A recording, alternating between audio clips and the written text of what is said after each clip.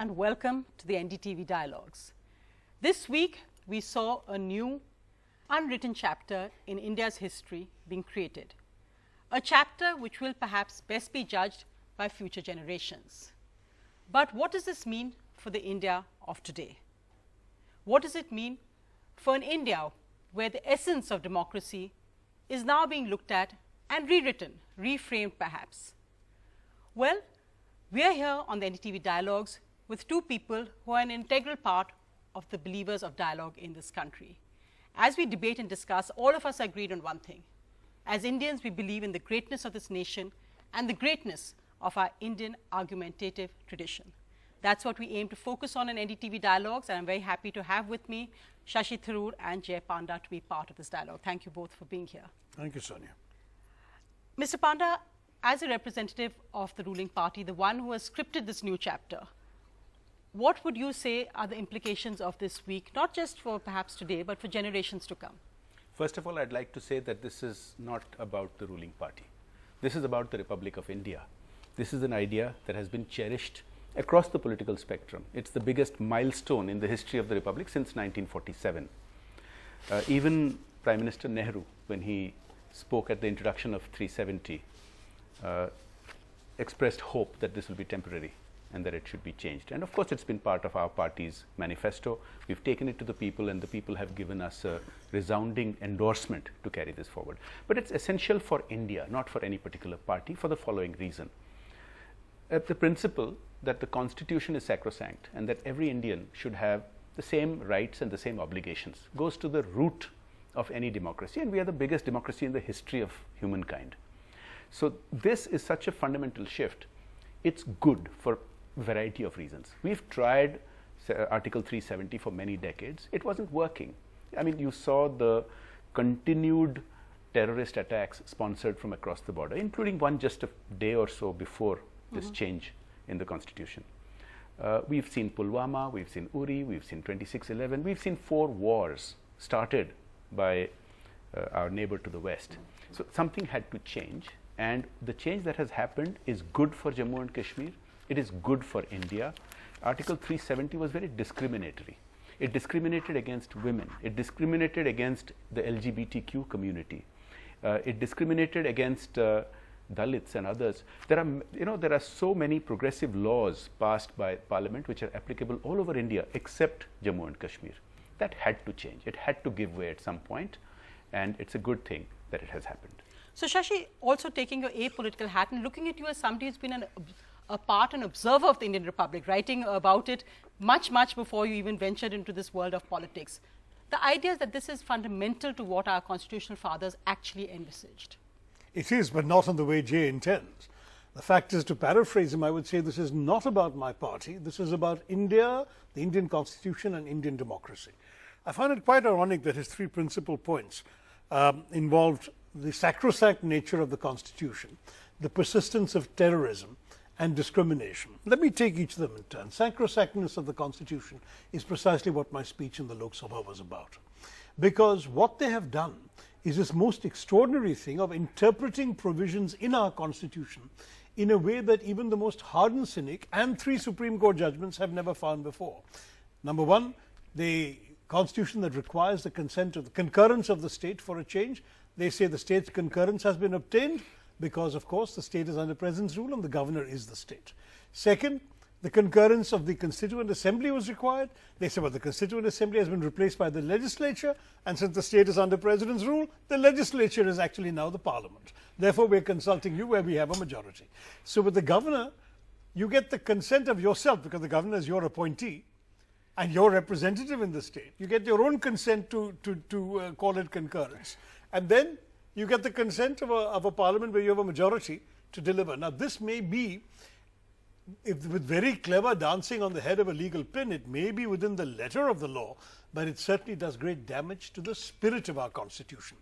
What is worse, if I can talk about Indian democracy for a minute. No, how does it? I just wanted to, because I heard your speech, to elaborate that. They did this with the entire democratically elected leadership of Kashmir under arrest, with 2 former chief ministers and 1 current MP under house arrest, and later, in fact, 2 of them are in detention in guest houses. I must respond to and they did it with a total blackout imposed on Kashmir. I'm So actually to going to my come back mind, to- the yes. spirit of Indian democracy is lying in No, shreds. I'm going to come back to that point, Shashi, because I think we're And perhaps terrorism, by the way, may get worse, not better, just to conclude on that point. we're perhaps blurring 2 points there. We will come back to the issue of what's happening to Indian No, politicians, these are all the points Kashmir Jay made, I'm politicians. just responding. No, but I want to come back to the spirit of the Constitution, because I think that point is something which has been asked, and I think and said that that even when Article 370 was passed, in the spirit of democracy and dialogue, there were many objections raised, and Pandit Nehru himself at that point, it's in the Constitution that it was temporary.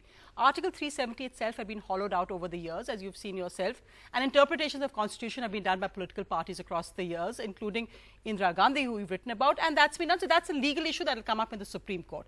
But in the spirit of democracy, the fact that equality, the fact that every Indian, whether he's in Kashmir or Kanyakumari, should ideally 70 years later have come to a stage where it is the same across states. Take revocation of special status. That's the point about spirit of democracy. Why do you think that's against spirit of democracy? Because it requires the consent of a legislature that is simply not But in the safe. principle, the principle of it. No, the principle is, frankly, and the outcome, these are different issues. Had this been done in Is a the method democratic also manner, democratic? The it's method the also method that is not democratic, because ultimately, had you had a legislature in session, consulted them, even if they had disagreed with you, you could have fulfilled the letter of the Constitution and the spirit at the same time. When the legislature has been suspended by you, and you have not consulted anybody who represents Kashmir directly in a parliament where there are only 4 Kashmiris, one of whom is under house arrest, you're not exactly talking about Kashmiri opinion in any great detail. The fact is, in this situation, to actually go ahead and say that you have fulfilled what our Constitution requires you to fulfill is cynical in the extreme. Look, I and must that's what respond to most this. people would say. I'm going to get back on that point and come back on the other 2 points. But the spirit issue you haven't answered. I'll come back, but go ahead. So, first of all, on the spirit issue, I think many of Shashi's colleagues in the Congress are finally finding it impossible to abide by the party's diktat and are speaking out on conscience. And they are saying that in principle, this was the right thing to have happened. Though Shashi, of course, is not representing those colleagues. He's representing himself. I think it's the point, he's representing more than himself. He's representing his party, as am I representing mine. So this is an important point about the principle. Now, regarding the method, now Shashi is very glib, and I think he may have got away with this if I wasn't prepared to answer this. So let me have That's an unkind. I would let say me- that he's more than glib. let me tell you why it is glib. The constitutional requirement for how 370 is to be amended has been specifically dealt with on several occasions, twice when the Congress was in government, and the exact same procedure has been followed. And let me point something out. I would urge Shashi to look at section 356, subsection 1, which was passed by Parliament just a few weeks ago. And in that, subsection 1 very specifically states, approved by Parliament and praised by Shashi's senior colleagues who are today railing against the removal of the abrogation of 370. Same colleagues who are railing against this, your colleagues, praised when section 356 was passed by Parliament just a few weeks ago, which very specifically provides that as per earlier precedents, if 370 is to be amended, the administration, which is the governor's opinion, is final if there is no assembly in place. So it's disingenuous to say that there was something wrong in the method. Exact precedence, exact prescription of the Constitution has been followed. Well, the method is in the Supreme Court. It will I'm sure, likely be yes, appealed, yes, so see, that's So the Look, legalities everybody are is the Supreme entitled- Court. Yes. The core question remains, you take a state of the Indian Union, and no one challenges that it was a state of the Indian Union till yesterday, and this state, you divide its territory, you create a union territory, you downgrade it to a union territory, this remaining portion of it, and you don't even consult anybody from there. To my mind, whatever Jay may say about the constitutional method of amendment, as I said, they might persuade the court that they have stuck to the letter of the law. They have clearly done violence to its spirit. The irony is the Supreme Court has actually considered this issue in 3 previous cases, a 1959 case of P.N. Kaul, a 1969 case of Sampath Prakash, and just 2 years ago, a case about the State Bank of India in Kashmir in 2017. And in every case they said, sorry, 370 is not a temporary provision. De facto, because of usage, it has become a permanent provision. So the problem we've got today is, you have been standing up in Parliament and dismissing this as a temporary provision. The time has come to get rid of it.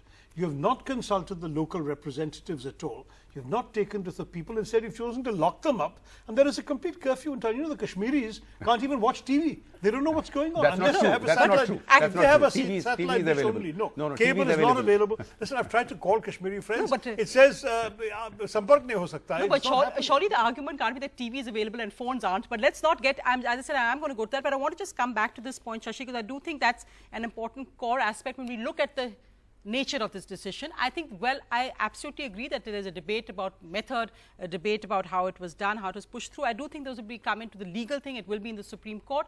What I'm asking again is that was Article 370 an idea, a provision, a law which was against a larger integration of Jammu and Kashmir? And I think two statements. One was, I think, Karan Singh, ex-Sadr-e-Riyasat, which said, let's not look away at the many positives of this. And I think the Prime Minister's statement asking, no one could tell me what is the benefit of Article 370. What actually was it gaining the people of Jammu and Kashmir and Ladakh? Again, as I say, as a thinking Indian, somebody who's observed Indian democracy, can you disagree with the method, but perhaps accept that this is something which needed to be I done think the or not? outcome is Because I'm something- not clear on what your view is on that. No, my view is, I'm sorry, it has been fairly clear. I'm not terribly comfortable with one of our states having its own term of office 6 years rather than 5, having its own flag, having its own constitution, though that constitution, whose Article 3 specifically states that Jammu and Kashmir is an integral part of the Indian Union, actually is one of the important bridges that have linked Kashmir to India. So by abolishing the constitution, we've also cut that bridge, unfortunately, which is another mistake. But I'm not wedded. I am wedded to the fact that certain things by usage have sanctity. And one of the principles about 370, which everyone had accepted till today, including the BJP when it was in power for 3 years, is that it can only be amended in consonance with the wishes of the people as expressed in the Kashmir legislature. So my concern throughout, if you listen to my speech, it's only 15 minutes, No, I've you will listened to hear repeatedly that when I've talked about it being a dark day for Indian democracy, not the abolition of 370, but the manner in which Indian democracy has been kicked in the pants while trying to come up with an outcome that many would applaud. I'm not saying that, for example, the discrimination point, I was going to say to Jay, I agree, but Farooq Abdullah himself, as the man who was likely to win the next Kashmir election, had said, we will move both the discrimination against women who are not permitted to marry outside the state and still retain their property rights, and the discrimination against other communities. And he had said, we are willing to present this to the next assembly. He had said this in an interview, I think, to your channel just a few days ago. So the fact is that that would have been the right way to do it. And I think all of us would have spoken in support of such a move and against any Kashmiri legislators who cited Sharia law or whatever to oppose this. That's fine. 35A was objectionable because of that provision. 370 was objectionable because of the two constitutions, two flags and so on, but was useful as a historically sanctioned link to India. There are only 3 links that the Kashmiris had to us. One was the instrument of accession, which unfortunately was very limited, only foreign affairs, defense and communications. And Maharaja Hari Singh in Article 7 said everything else, including all constitutional and territorial arrangements, I reserve the right to decide how much Kashmir will participate. It was that got converted into 370. So 370 became the second link and the Jammu and Kashmir constitution became the third link. Now, essentially, instrument of accession has been overtaken by events. Jammu and Kashmir constitution has been invalidated. Now 370 has been destroyed by proclamation. What link is there? This is the biggest worry that I'm sure will confront the court when they look at this. No, so I'm glad you've given a clear answer, and I think that's a valid answer, that you're not wedded to the idea of Article 370. And I remember, of course, on 35A when there was much debate about it at that time as well. But Jay, come back on the 2 other points you In raised. fact, let me say, Modi ji said this to me at the end of the debate. We met briefly in the Speaker's office. His first comment was, you should have supported this because your late wife wanted it abolished. I remember said, coming I'm on not against NDTV and discrimination, saying I'm against the way you've done it. and against Article 35A, very vehemently opposing it. The discrimination, why should any one of us want to support discrimination? It was a bad provision. So let me now, Jay, ask you the points that Shashi made, the valid points, because I think if the first part of this argument is what the Prime Minister, Amit Shah and all of you had said is the reason for abolishing it, that stands. But really to say it will abolish terrorism, it will improve Jammu and Kashmir's status, because we've seen the indices that have shown that Jammu and Kashmir currently in many social indices, including poverty, is doing much better than Gujarat or UP and Bihar. And what is the link of terrorism to Article 370 is something which is completely unclear, because it's not that Pakistan will stop cross-border terrorism because India has says, which has all maintained that India the Kashmir is an integral part of India, including POK. What is the link of that and terrorism. Let me humbly disagree. Sure. And I want to quickly reiterate that again, since Shashi has repeated it, he's wrong that the method is not correct. I have cited the examples before. Please, he was part of the decision just a few weeks ago to approve 56-1. You have a brute majority in the Lok Sabha. No, you guys agreed. And I didn't participate in that debate. You guys agreed. Your senior colleagues hailed the passage of 56-1 just a few weeks ago. You managed to set a precedent 2 weeks ago. That was obviously Maybe they didn't know where it was being used, so they were ill-prepared for that. If they don't read legislation that they themselves are supporting and hailing, and then rail against it a few weeks later, then I have nothing else to say about that. Now, regarding how this will help against terrorism and all that, first, let me be very clear. There is no answer about the lockdown of Kashmir. We'll come to that right after this. Yeah, we'll come to that right after this. The fact is, when certain steps were taken 3 or 4 years ago, and the Indian government said that we will clamp down on some of these activities which are funding stone pelting, for instance. It was mocked just like this, that how will stone pelting be affected by demonetization, by certain other steps. Has stone pelting not stopped because of certain steps that were taken then? Let me tell you how terrorism will be impacted by this. You're right that Pakistan and its sponsored terrorists don't care whether there's 370 or there's no 370. Even with 370, they were constantly trying to destabilize India. And even now, they will constantly try to destabilize India. Their intent has not changed. Our ability is changing. Let me explain how. Number one, as a union territory, the union government has a much bigger stake in arranging the security arrangements. Now, the J&K Constabulary have sacrificed many numbers of their members in this fight, but so also have federal forces. And this coordination between the two needs to be much more tight. Now, we've had similar situations in other parts of the country. But if you compare how the situation in the Northeast has evolved over the past many decades, you will agree that the security situation today is much better. But you can't say the same about Jammu and Kashmir. And so, as the Prime Minister has said, this is not a permanent decision that it will remain a union territory. As the situation returns to normalcy, it can go back to being a full-fledged state. Ladakh being a union territory was their own demand anyway. But in terms of dealing with terrorism, in terms of the resources available to Jammu and Kashmir, the integration of union services, you will have many more officers capable from all over the country to be able to serve there.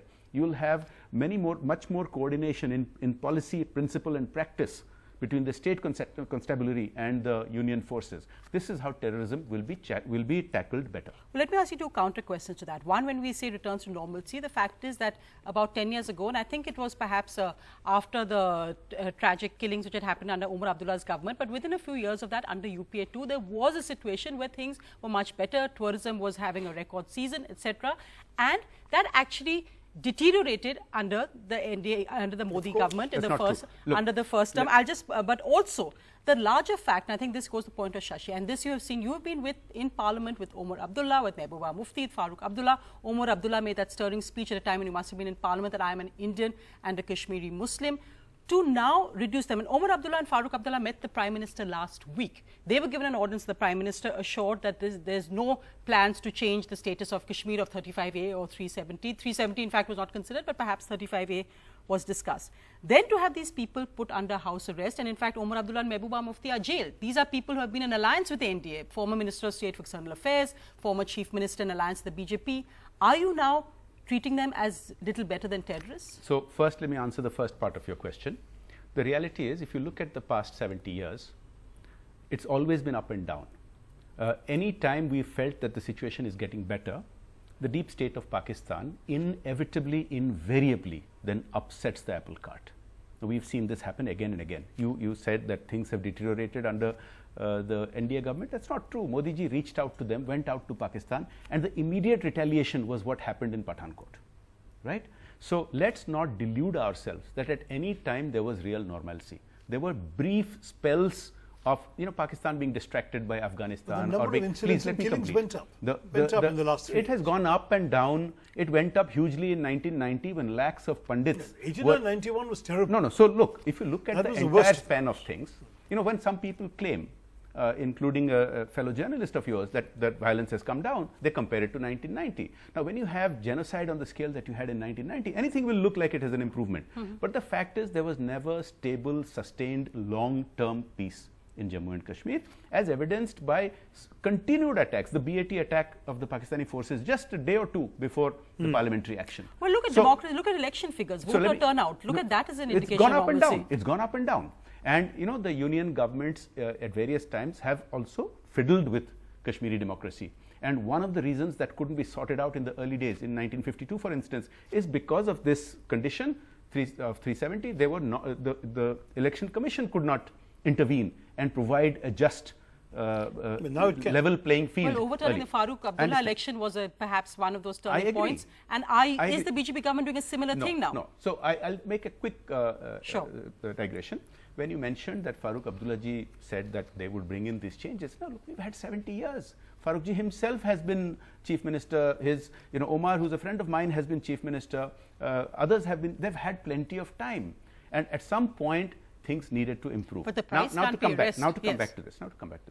Look, there is a fundamental shift that is taking place. This is a fundamental paradigm shift, and if anybody were to treat this as just another legislative change, I think that is disingenuous, and I think it would be naivety on a scale that cannot be described, because there are all kinds of interference from Pakistan, from terrorist activity to funding activity to drug running, and if the kind of preventive measures that have been taken now were not taken, I fear we would have had mayhem in the valley. Now, this is not permanent, and yes, when senior politicians have been detained, technically it is jail, but they are in fact in the circuit house, in the what used to be the palace of the former ruler. It's not that anybody is put to any physical discomfort, but this is you must be also seeing videos from journalists and others on the ground that normalcy is gradually returning. You've seen traffic improving. Now you've seen the Prime Minister's statesman-like appeal that Eid should be celebrated free of violence and with participation and support of all communities. This is the spirit. This is the spirit that we want. There is no sense of triumphalism. The intention is that this is good for India, this is good for Jammu and Kashmir, and we will have a period when we have to be extremely wary of disruption that is fomented from across the border, and that's why these. I agree with Jay about Pakistan's responsibility for these various spikes every time we have tried to make peace, and that is irrespective of government, our government or the BJP government. But I disagree with his complacency about terrorism, because in fact when he talks about the arrest of these people, maybe in comfortable circumstances, he omits the implications of that. You have basically rendered the democratic political parties who are committed to India powerless and irrelevant now to Kashmir and the solution for Kashmir, which means automatically, because politics abhors a vacuum, the space is enlarged for undemocratic forces. We already have the Hurriyat that is outside the mainstream. Beyond the Hurriyat, you have the terrorists and the separatists outside the mainstream. And Pakistan is going to be reinforced shortly when the Americans pull out of Afghanistan. There are a heck of a lot of idle mujahideen just looking for a place to go and keep themselves busy. Now they have a new casus belli. They have a new reason for fighting. This is my worry, because frankly, I saw the Abdullahs, the Muftis and all that, whatever their flaws may be, and Mr. Amit Shah was eloquent about those flaws, I saw them as a bulwark. I saw them as a bulwark against the resort to extremism. It's very simple. I mean, we've played this throughout the country. It's not just a Kashmiri issue. For example, one of the reasons we're strongly supportive of the Muslim League in Kerala is because if we don't have a party that is moderate in its expression of Muslim desires, that is secular in its political allegiances, and that, for example, is non-discriminatory, they educate women very brilliantly and so on in Kerala, the Muslim League does, then if we delegitimize them or made them irrelevant, essentially the community and the votes they get there would go off to far more radical elements or far bigger threat to our democracy. This logic is what we were also working on in Kashmir. Essentially now you've just destroyed these people. They don't have any relevance anymore. I think he has raised a valid point. I think he has raised a valid point. And the point also, I just want to make a comparison on that. No, I just want to make a comparison also because, of course, you came from from the party earlier, Biju Patnaik, and the BJP brought up as anti-emergency. How do you not see this as a mirror of what happened with Indira Gandhi putting opposition leaders in jail with courts, etc., were rendered defunct in a sense in that time? What's the difference today? I'll come back to that. But I think Shashi has raised a very valid question which needs to be answered. And we must listen to all objections with humility. Now, the concern that he has raised, that with political activity restrained for the time being, there is a vacuum and others will step in. We must see this in two ways. First of all, over the past so many decades, with full political activity, there was still no way to keep out all these, the separatists and terrorists, their funding, their violence and all of that. So it's not like the existing situation was working. Number two, this is no way a permanent restraint. This is a temporary restraint, and you will agree that this is such a fundamental shift in the structure of the Indian Union going back from 1947, that if you did not take special measures, there would have been mayhem. Please remember, democracy is not being taken away. Please remember, the rights of the people are not being taken away. Please remember, political activity is going to be resuming very shortly as normalcy returns. And please remember that there is more to democracy in Jammu and Kashmir than the 2 or 3 leading figures that you have mentioned. The Prime Minister's appeal to the youth, the Prime Minister's appeal to the recently elected Panchayat office bearers to participate, to revive Jammu and Kashmir. These are all important facts that you must take into being. And as I said, this look, anybody that says that if these special security restraints were not put into place, things would have been hunky-dory, I think they are either naive or they are being cynical, because we would have had a completely chaotic situation. Jay, Pulwama happened under governor's rule, under president's rule. So how would you blame that on the chief ministers who are ex-chief ministers? No, I'm not blaming that on the chief ministers. No, but when you say the terrorism, it was, I mean... Terrorism has been sustained for all these decades. But being under president's rule or governor's rule or union territory doesn't necessarily change that. We've seen that with Pulwama. Look. Let me address the cynical response that is sometimes made. So when Pulwama happened, the allegation was, how come you did not have intelligence on it? When the Amarnath Yatris were turned back because of specific intelligence, then the allegation is, how come you are not able to manage it? Why are you evacuating them? So this kind of cynicism has no place in proper dialogue. So let's not get into that kind of cynicism. Well, the fact is, questioning surely should have a place in dialogue. I understand, but you can't have double standards. So, for example, 26/11 happened, despite having had many other incidents of terrorism. Why did it happen? It was a failure of the government of the time not and just intelligence. That. Look, not just that. And of course, our systems have improved since 26/11. But it's not just a failure of the government or intelligence. It is a sustained effort by the other side. And of course, India is continuing to take all kinds of measures to counter that. And to a large degree, it is succeeding. Now, you have geopolitical issues in Afghanistan, and that may give, Pakistan has been basically selling its geographical importance to reducing itself to what it has become and to becoming a pain in the neck for India. But despite that, we have been overcoming that. We will overcome that. And for the period that Jammu and Kashmir is a union territory with elected legislatures, with legislature and an elected chief minister, we will have a better ability to deploy our security forces and take measures against terrorism. What about the emergency aspect I brought up? Why is this different from Indira Gandhi's emergency, at least in terms of Jammu and Kashmir? So there was no huge amount of terrorist activity that created the emergency-like situation.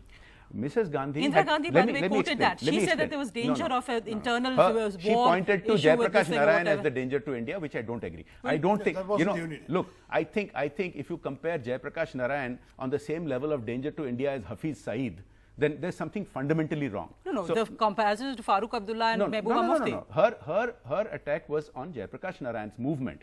The current situation is not about anybody in India. It is about the people like Hafiz Saeed and Pakistan's No, I'm asking on the leaders being arrested, that aspect. Let me explain. So Mrs. Gandhi, she had her own good qualities. But the fact is that the emergency was imposed in her own self-interest because of the Allahabad court judgment. Here, this is not done with anybody's own personal self-interest or any party's self-interest. This is being done for India's good, as many of his colleagues are agreeing that this is for India's good. So let's not bring it, compare it to something which had very different circumstances. So all I'm saying is the circumstances were very different in 75. The motivations were very different in 75. Here the motivations are in national interest, as agreed to by many senior members of the Congress and others. If this temporary restraints were not put into place, anybody that says that things would have been fine is not right. Those of my colleagues who have been hailing the outcome are talking about the outcome. They're talking about the end product, and obviously everyone hopes that in the end this will be a new normal. But at the moment it's not normal. There is a clampdown in Kashmir. There's a total blackout on the people of Kashmir. When I was heckled, when I asked when will Achhe Din come, and the people in the BJP side said it's already come with today to the Kashmiri people, I said, in that case, tell me, when will they be able to take their children to school? When will they be able to watch TV? When can they go to a store and buy groceries? When that happens, we'll start talking about Achhe Din. So the fact is, the conditions under which this has been imposed are actually shame-making for Indian democracy. They have basically been done because the government is unwilling and unable to do such a thing in the open. Now, Gandhiji told us, frankly, that your means have to be worthy of your ends. If a noble end was pursued through ignoble means, Gandhiji wanted no part of it. He called off the civil disobedience movement when but many of his cabinet didn't agree with him. Not of his cabinet, but many of his didn't agree with him at that time. He's being cited regularly by the present Prime Minister and the government. His glasses are the symbol of the Swachh Bharat movement. He had also said that your cleanliness starts in the mind, in the spirit, in the intention. Such Saaf Niyat was supposed to be one of the BJP slogans. Where is the Niyat here? You see, if we start judging everything by outcome. No, I want to say this because my dear friend Jay, whom I've known in happier times when he was not associated with such cynicism in the ruling party, actually used the word principle more than once in answering your question. To my mind, the only problem, or the principal problem here, is the lack of principle. That there is really a cynical desire to cast aside our reputation as a land of laws, as a tradition of democratic decency, as a culture of consultation and discussion. It's all gone. Are you underestimating what Jay also put as the fundamental paradigm shift we're seeing? Because while there may be merit in your argument, there is also the argument that this is a fundamental paradigm shift. Things are if we had kept discussing and the consultation, etc., it would never have happened. What was meant to be for 3 years has only now been overturned in 70 years. In fact, I saw an interesting parallel to China today in one of the newspapers, saying that perhaps we are moving now towards a result-oriented democracy, the Indian version, and now the Indian people want to see results. Envisaged, again, we've seen that in one historic mandate, and as Yashwant Sinha also said this week, that today if the BJP went to election, they would beat Rajiv Gandhi's historic mandate. Let me just say that our job in the opposition is to point to the dangers the government may not have thought of. Certainly, I have had a minister from the government, and I cannot name him because of private conversation, tell me as recently as yesterday that many of the things that I raised in Parliament have given them cause to reflect. The truth of the matter is, I would like to be wrong. I would like there to be no extra terrorism. I don't disagree with Jay that there was terrorism anyway before, and this will not make it worse. Well, I hope he's right that it won't make it worse.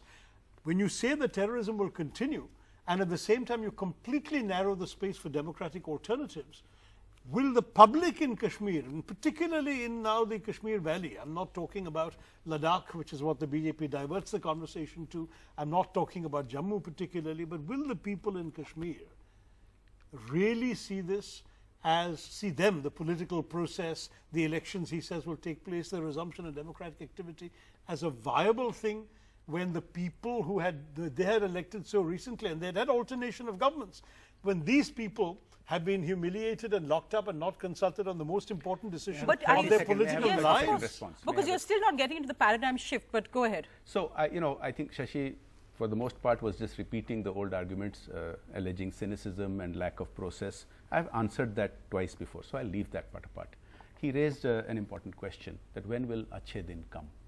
And I implore him, and I implore everybody across the political spectrum, why don't we start treating this Eid as the beginning of Achhe Din? Why don't we all work together? Because there is, as I said, there is no triumphalism in this. This is in India's interest.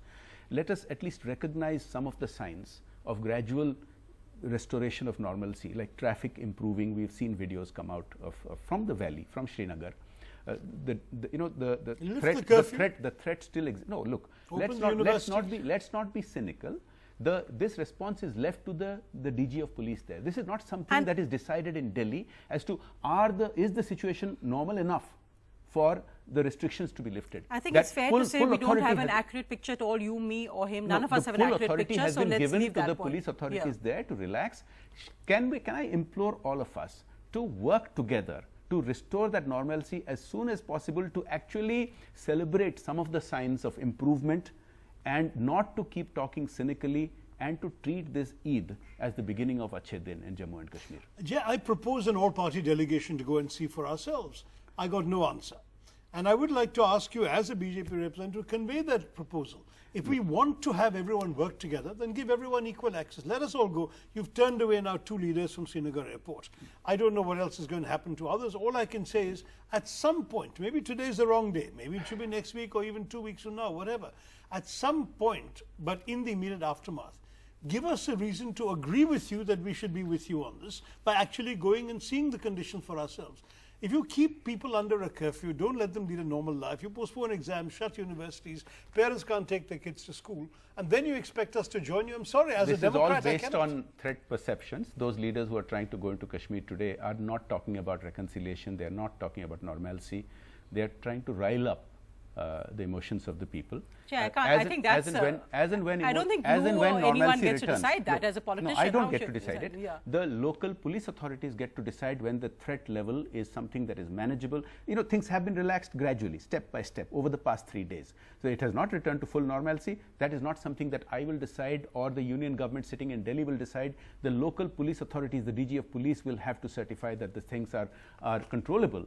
And I'm sure full normalcy will return. One aspect this debate would be incomplete without, because we saw it so much in Parliament, was really, I said that this chapter in history will be judged by future generations. But how, but using also what's happened today, as you said, this fundamental paradigm shift, to actually go back and rewrite this kind of divisiveness between our constitutional creators, our founding fathers. This one would have done it differently, X would have done it differently. Pandit Nehru was to blame for this. The Prime Minister thanked all various others except Pandit Nehru and said their dream has come true. Doesn't that add to the divisiveness you're actually talking about when we look at the rewriting of history when we do this today? It's not rewriting, it is acknowledging history. No, it's not reinterpretation. Look, I don't want to fan the flames or add any salt to anyone's wounds, but a lot of statements have been made by some people in Parliament which are not accurate. If you want to know about Sardar Patel's views, his direct assistant has written a book that cites in great detail what the Sardar's attitude was. But I would, what has been said, what has been written is history. Some people might have cited it to put some context into it, but I agree with you. Let us not try to re-examine history. It happened in a certain context. What Pandit Nehru did, what Sardar Patel did, is all part of history. We should look at what is good for India, what is good for Jammu and Kashmir, and I think this is good for India and good for Jammu and Kashmir, and work to implement this properly. Final thoughts, Shashi Tharoor. Are we really seeing now the emergence? I mean, of course, you will have some views on history. Again, as I said, in your hat, in your robe, avatar perhaps as an author and somebody who studied Indian history, but also looking at, if you were to write a book, you've already written one book on the Prime Minister, but if you were to write a book 20 years later, are we seeing the emergence for Modi doctrine? And perhaps because this doctrine has not fit in with the Indian, say, ebbs and flows that we've seen in the democracy, even the Vajpayee doctrine is completely different from the Modi era, if you want to call it that. Are we seeing that today? And that perhaps it's the clashes between those civilizational ideas of India, which you said in your Lok Sabha speech, which is emerging. I don't disagree with that, and to that degree the paradigm shift Jay talks about maybe even more far-reaching than just Kashmir, because there's an increasingly perceptible shift in a significant portion of our population's understanding of what India is all about, which certainly does not correspond to the ideas, the vision, the manner of proceeding that people in India grew up with of early generations. I mean, we've done things in a certain way, and you're quite right, Vajpayee was much closer to Nehru than he is to Modi in terms of his way of functioning and his policies and his approach, even if his ideals were different, and I'm sure Modi ji is right that he would have applauded what happened today as an outcome. I think when it comes to these ideas of managing diversity, of celebrating pluralism, of accommodating differences, of working through consultation and consensus, that was Vajpayeeji's style. It is not Mr. Modi's and Mr. Shah's style. So the worry I have is, see, democracy is more than just having or winning elections. It's about how you conduct yourself in the 5 years till the next election.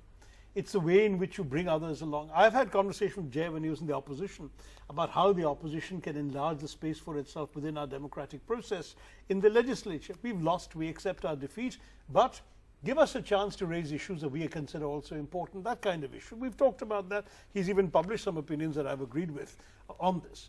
The truth is, this is not the BJP's inclination. And we are finding with the present approach, yes, a certain robustness granted, a certain muscularity, which they do celebrate. I'm glad Jay says there is no triumphalism, and arguably the PM's speech yesterday confirms that.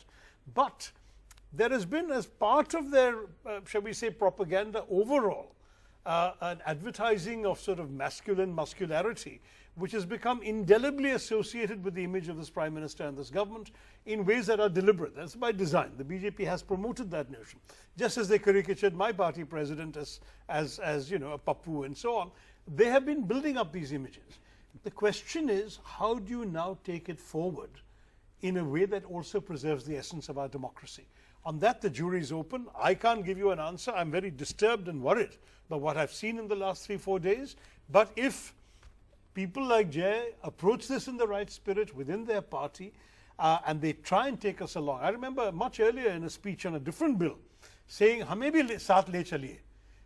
Everything doesn't have to be confrontational. You know, when we give constructive suggestions for amendments, accept some of them. The Congress did when we were in power. Minor things, non-political things, things that simply improve a bill. But the BJP comes with a steamroller bulldozer attitude. Everything that comes, they have to vote on a whip. Even the most reasonable things that their own MPs are nodding in their heads when we describe them, they vote against because that's not in their bill. You know, there's this complete lack of desire to accommodate other opinions politically that I find deeply troubling. And I certainly hope that Jay's spirit will be the one that prevails and not what we've seen so far. Final words with you, Jay. So I think Shashi did a phenomenal job of walking the tight wire. I acknowledge the compliments that he gave to the Prime Minister's speech. I think there's a sense of pessimism, perhaps even a degree of cynicism. I don't agree with Shashi. None of us in this table are cynics. The BJP is not divisive. Doing away with 370 is exactly the opposite of because 370 and 35A is what was enshrining divisiveness by creating separate rights for different groups of people and citizens. Doing away with it is the greatest sign that we are not divisive. And this, as I said, this is not about the BJP. This is not about the party. It's about the nation. And I don't think we need to worry that Prime Minister Modi is fundamentally different from Vajpayee ji, who was closer to Nehru. That's not true. I believe Vajpayee ji is much closer to Prime Minister Modi than he was to Nehru ji. I said in this manner. As a counter to the concerns that he raised, I believe history will look back to this moment and this Prime Ministership with great admiration. I believe Modi ji will go down as the greatest Prime Minister we've had till date. That's my belief. Time will tell. Thank you both, Jay Panda, Shashi Tharoor, for being part of this dialogue. As I said, dialogue is the essence of our Indian democracy. I hope we see much more of that, and of course, with both of you. Thank you both very much. Thank you, sir. Thank you. Thank you.